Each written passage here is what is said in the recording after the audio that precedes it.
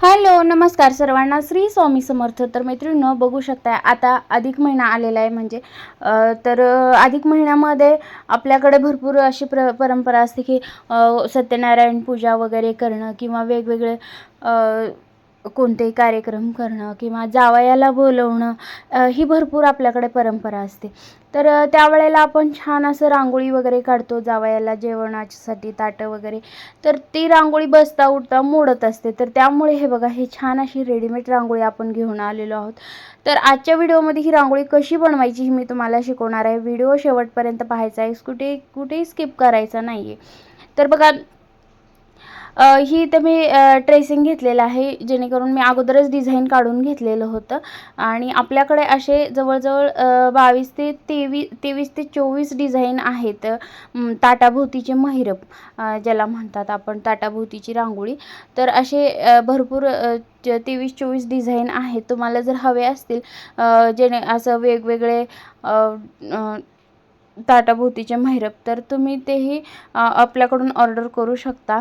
तर अधिक महिन्याच्या निमित्तानं मी ऑफरमध्ये तुम्हाला 1000ला 20 डिझाईन देणार आहे. ज्यांना कोणाला हवे असतील त्यांनी मेसेज करायचा आहे. तर बघा, इथं मी रेक्झिन घेतलेलं आहे बेससाठी. रेक्झिनवरती कार्बन टाकून घेतलेलं आहे, जेवढं आपल्याला लागतं तेवढं.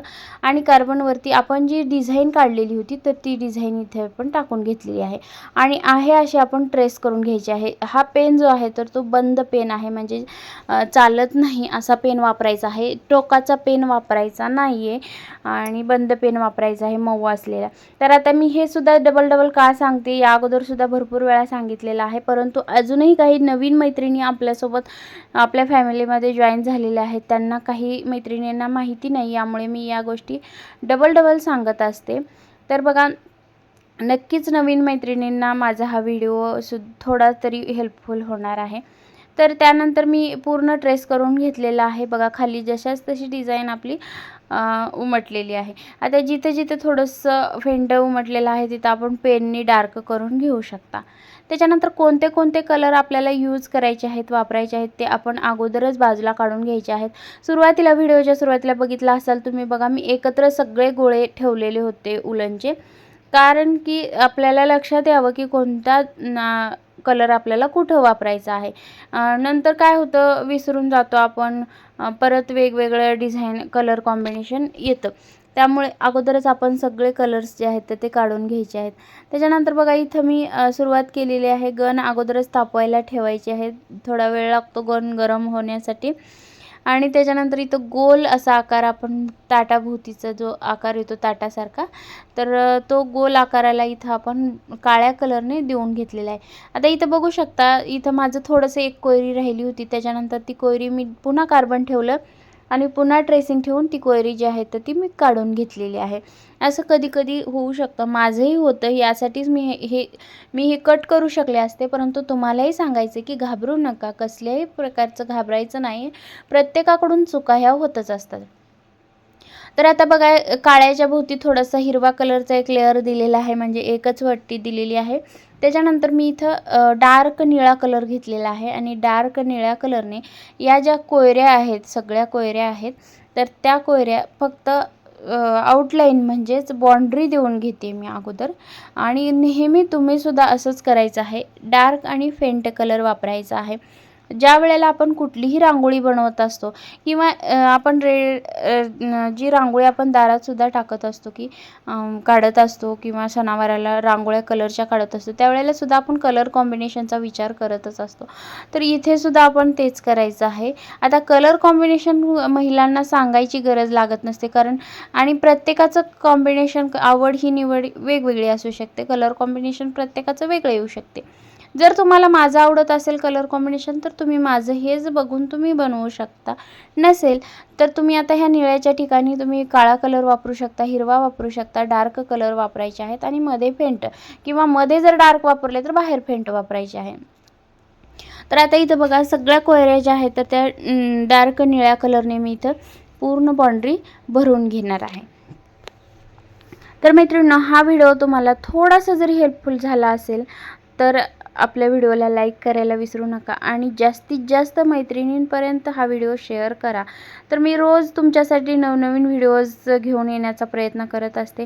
थोडंसं तुम्हीसुद्धा तुमचा पुढाकार दाखवा किंवा थोडंसं मला प्रोत्साहन द्या, जेणेकरून मी असं आता अधिक महिन्याच्या निमित्तानं वेगवेगळे डिझाईन्स तुमच्यासोबत शेअर करू इच्छिते. तर बघा इथं पूर्ण बाँड्री जी आहे तर मी इथं पूर्ण तयार करून घेते आता.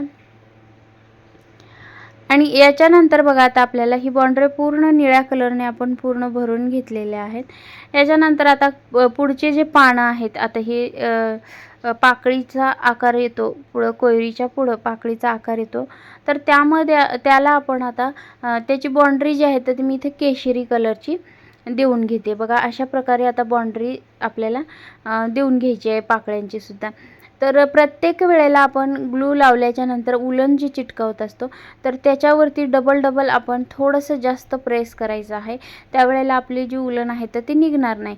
आता बऱ्याच ताई म्हणतात की आमची उलन निघते. तर बघा तुम्ही थोडासा प्रयत्न करा.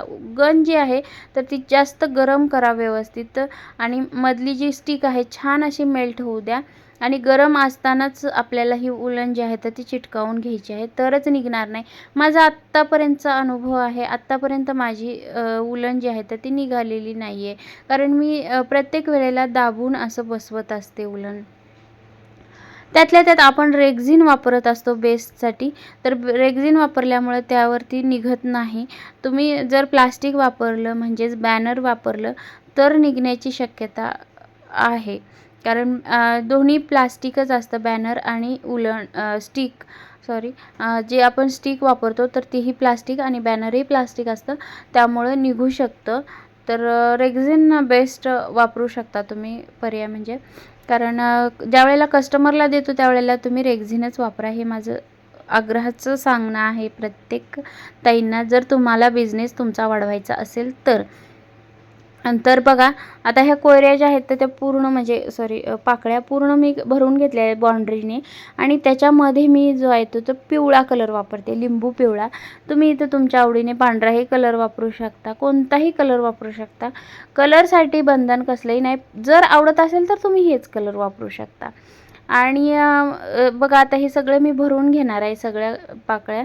आणि मैत्रिणींनो, तुम्ही माझी बघून कोणी सुरुवात केलेलं आहे, कोणाकोणाचे बिझनेस चालू झालेत हे प्लीज एकदा कमेंटमध्ये सांगत चला, मला काहीतरी बोलत चला कमेंटमध्ये, म्हणजे मलाही कळतं की खरंच गडे तुम्ही माझ्याशी कनेक्टेड आहात, माझे व्हिडिओज बघताय आणि तुम्हालाही काहीतरी फायदा होते, त्यासाठी प्लीज एकदा सांगत चला. आणि प्रत्येक व्हिडिओ शेवटपर्यंत बघत चला, कारण कुठलाही क्लास करण्याची गरज नाही आहे. मी पूर्ण व्हिडिओमध्ये प्रत्येक डिटेल एक छोटी ना छोटी गोष्ट मी सांगत असते. तुम्ही माझे व्हिडिओज जर पूर्ण पाहिलेत तर त्यामधून तुम्हाला सगळी माहिती मिळून जाईल. आता बघा हे कोयऱ्या कंप्लीट झालेल्या आहेत, पाकळ्यासुद्धा कंप्लीट झालेल्या आहेत. त्याच्यानंतर आतला भाग जो आहे तर तो मी इथं राणी पिंक कलर घेतलेला आहे आणि राणी पिंक कलरने ही जी कोयरी आहे तर ती 3 राऊंड देऊन घेते, 3 राऊंड.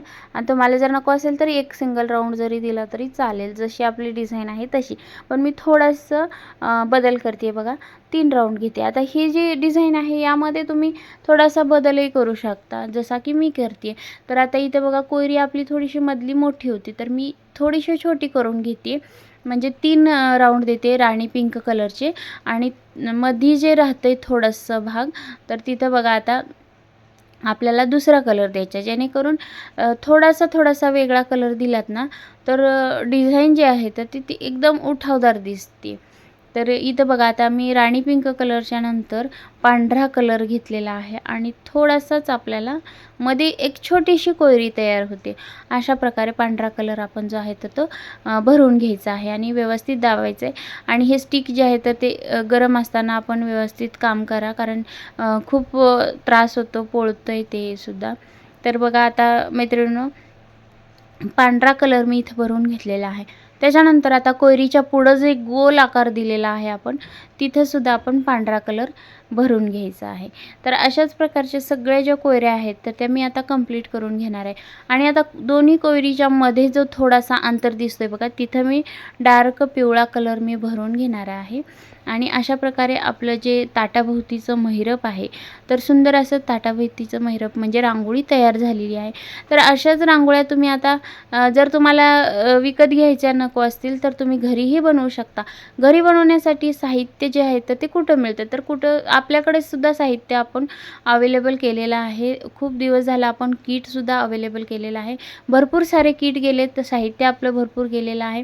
ज्यांना कोणाला घरी बसून आता उन्हाळ्याचं काहीतरी काम करावं वगैरे आपल्या घरासाठी असं वाटत असेल तर थोडंसं हे साहित्य घेऊन तुम्ही करू शकता. आणि आपल्या जावयांना किंवा घरी आता सत्यनारायणाची पूजा असते त्यानंतर आपण प्रसाद ठेवतो. प्रसादाच्या पुढं ही अशी रांगोळी ठेवली तर ही खूप सुंदर दिसतं. तर मैत्रिणींनो बघा, हे डिझाईन तुम्हाला कसं वाटतंय रांगोळी, तर हे नक्कीच कमेंटमध्ये सांगायला मला विसरू नका. भेटूया पुढच्या व्हिडिओमध्ये. वेळात वेळ काढून तुम्ही संपूर्ण व्हिडिओ पाहिलात त्याबद्दल तुम्हा सर्वांचे खूप खूप मनापासून धन्यवाद. व्हिडिओ आवडल्यास व्हिडिओला लाईक करा, छानशी कमेंट करा आणि चॅनलवरती नवीन असाल तर चॅनललासुद्धा सबस्क्राईब करायला विसरू नका. तर करा सबस्क्राईब. वाट बघते मी सबस्क्राईब करण्याची. नक्कीच तुम्ही केलं असेल. धन्यवाद.